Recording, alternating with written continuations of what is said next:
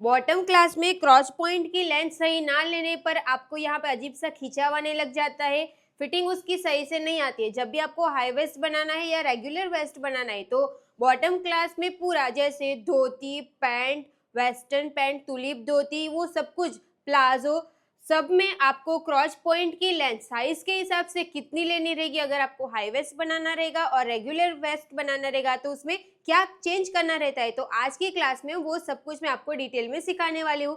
तो आज की क्लास को थोड़ा सा भी स्किप मत करना क्योंकि ये बहुत ही इंपॉर्टेंट होने वाली है। तो चलो हम आज की क्लास को स्टार्ट करते हैं। अब सबसे पहले हम देखेंगे कि अगर आपको सिंपल सलवार बनानी रहेगी तो क्या मतलब क्रॉस पॉइंट की लेंथ कितनी लेनी रहेगी। तो सिंपल सलवार हमारी इस टाइप की रहती है, फ्रंट का पार्ट ऐसे जो कम प्लीट्स आती है ना उसको हम बोलते हैं सिंपल सलवार। इसका देखो ये फ्रंट का लुक इस तरीके से रहेगा। अब मैं आपको इसमें बैक साइड का भी लुक दिखा देती हूँ। तो ऐसे बैक साइड का लुक रहता है। तो अगर आपको इस टाइप की सिंपल सलवार बनानी रहेगी तो हम इतना बड़ा बेल्ट रखते हैं।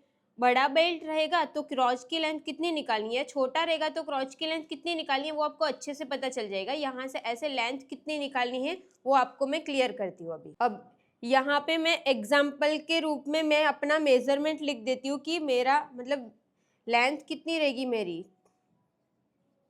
अब जितना भी मैं समझाऊंगी ना वो मेरे मेजरमेंट के अकॉर्डिंग ही समझाऊंगी। तो लेंथ हम समझो लिख लेते हैं 37 इंच की लेंथ लिख लेते हैं। ये मुझे आपको समझाने के लिए मैं अपना मेजरमेंट यूज करी हूँ, वो भी आपको ध्यान रखनी है। वेस्ट है मेरी 25 इंच की, हिप रहेगी हमारी 33 इंच की, हो गया। और इसमें हम बेल्ट बनाएंगे 6 इंच का, इसमें हम छोटा बेल्ट भी बना सकते हो। अब जो क्रॉस पॉइंट की लेंथ रहती है वो लेंथ किस तरीके से निकालनी रहती है वो हम क्लियर करेंगे। सारे मेजरमेंट हम इसी को यूज करने वाले। तो ये मैंने बॉक्स बना दिया, तो उसके लिए मैं यहाँ पे एक फॉर्मूला नोट कर दूंगी।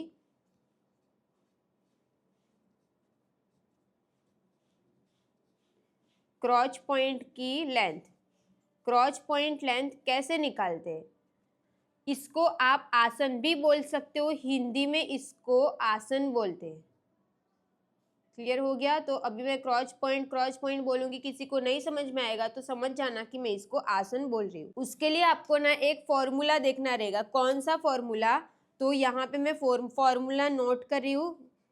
Hip divide 4 plus dash minus belt plus 1। ये फॉर्मूला सब साइज के लिए फिक्स रहेगा। साइज कोई भी रहेगी ये फॉर्मूला आपका फिक्स रहेगा। सिर्फ आपको इसके बीच में क्या डालना है, इसको यूज कैसे करना है अभी आप वो समझना। जैसे कि मेरी हिप है 33 इंच की, तो मैंने हिप का मेजरमेंट लिख दिया, उसका हम डिवाइड 4 कर देंगे और प्लस करेंगे डैश। डैश में क्या लिखना है वो मैं बताती हूँ। पहले बेल्ट माइनस करेंगे, तो बेल्ट है हमारा 6 इंच का और इसमें हम प्लस 1 कर देंगे। अब आप देखो बेल्ट मैंने 6 इंच का रखा, इसके लिए मैंने -6 लिखा। बट अगर आपको छोटा बेल्ट वाला बनाना रहेगा तो आपको 1.5 इंच का, 2 इंच का, जितना भी इंच का बेल्ट चाहिए उतना आपको बेल्ट में नोट कर देना है। तो ये हो गया। अब इसके बीच में क्या लिखना है अभी मैं आपको वो क्लियर कर देती हूँ, तो आप इसको अच्छे से समझ। तो वो सब कुछ मैं इसमें पेपर पे लिख के समझा देती हूँ। जैसे कि अभी हम क्या सीख रहे हैं, simple salwar. Okay, simple salwar रहेगा। तो इसमें मैं आपको ना एक चार्ट लिख के देती हूँ। ये चार्ट कैसे यूज करना है, क्या करना है वो मैं आपको समझा देती हूँ। जैसे कि जब भी आपकी हिप 30 से लेके 44 इंच की रहेगी, ठीक है, तो आपको ये सलवार है ना, तो सलवार में आपको यहाँ पे प्लस करना पड़ेगा 4 इंच, ठीक है। अभी अगर आपकी हिप 50 से लेके समझो 60 इंच तक की रहेगी तो उसमें आपको प्लस करना पड़ेगा 3 इंच। अगर आपको 60, तो देखो उसके लिए आपको ना ये चार्ट देखना है। जैसे कि अभी हमारी हिप 33 इंच की है, तो हम इसमें देखेंगे कि हमारा हिप राउंड कितना आ रहा है 33 इंच, और यहाँ पे क्वेश्चन मार्क लिखा है, तो यहाँ पे क्वेश्चन मार्क की जगह पे हमें 4 लिखना पड़ेगा।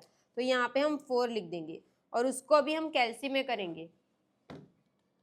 33 का डिवाइड 4 प्लस 4 माइनस 6 प्लस 1, तो हमें आंसर कितना मिलेगा 7.25 इंच। तो जब भी हम मार्क करेंगे ना क्रॉच पॉइंट की लेंथ का मार्क, तो हम 7.25 इंच का आसन लेंगे, ठीक है।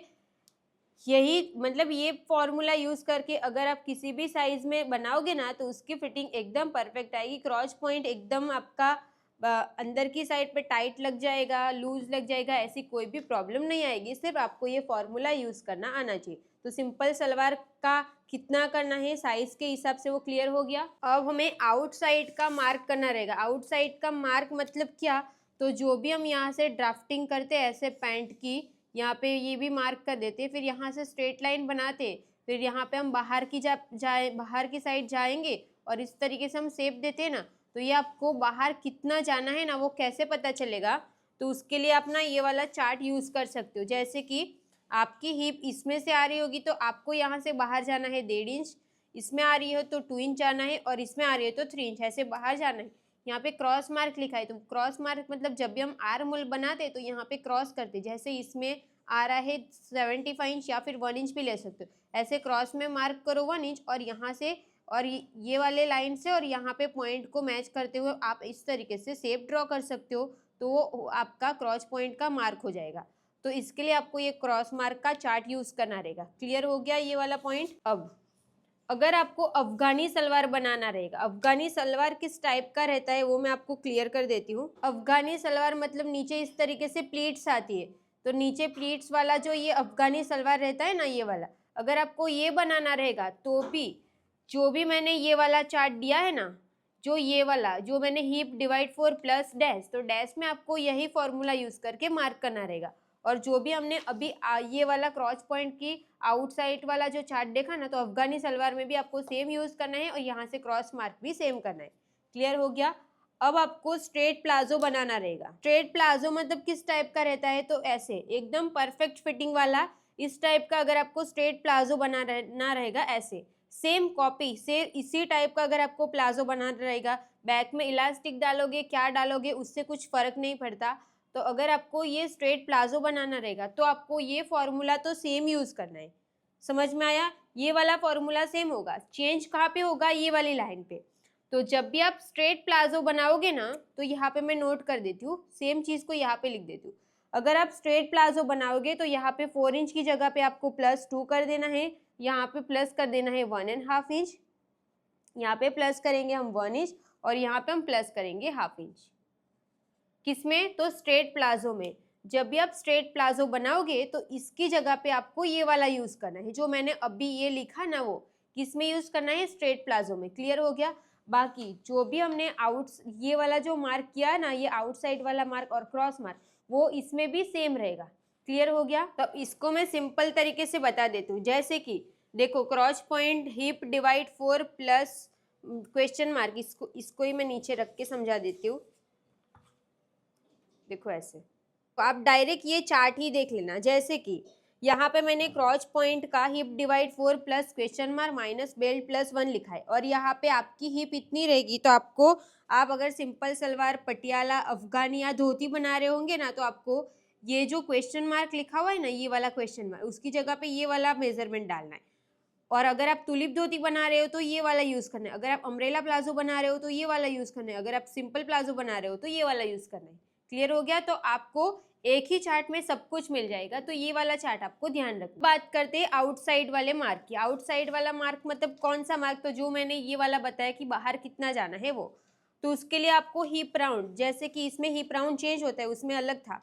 तो अगर आपका 20 से लेके 29 का रहेगा, तो सिंपल सलवार बना रहे होगे तो आपको 1.5 इंच बाहर जाना है। अगर आप पटियाला सलवार बना रहे हो तो आप तो भी 1.5 इंच, अफगानी सलवार होगा तो भी 1.5 इंच। सिंपल प्लाजो में देखो चेंज होगा।